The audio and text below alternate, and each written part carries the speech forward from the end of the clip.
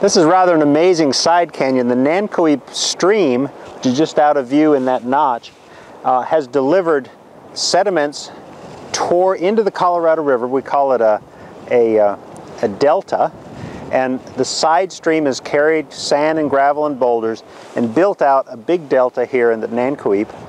And the flat areas up there are different heights, different benches.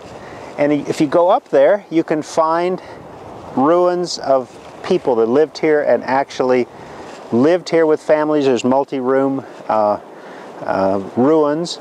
You know, the joke is, why do they live in ruins? But of course, they weren't in ruins in those days. They were their houses, their livelihood. How did they live down here? It's an intriguing thing. When did they live down here? How many people lived down here? How did they get in and out of the canyon? These are great questions for the archaeologists.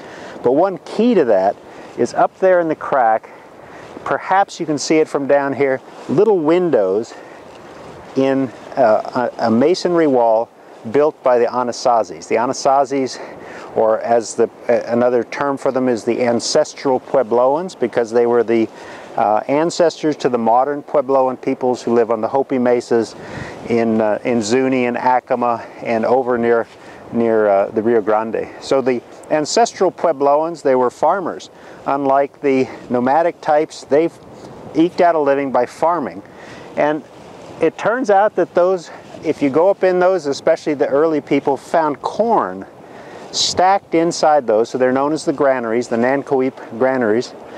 And so we know that these people who lived out here were farming, dry farming for corn. It must have been a wetter time than it is now to be able to eke out a living with grain and hunting by farming the Nankoweap deltas.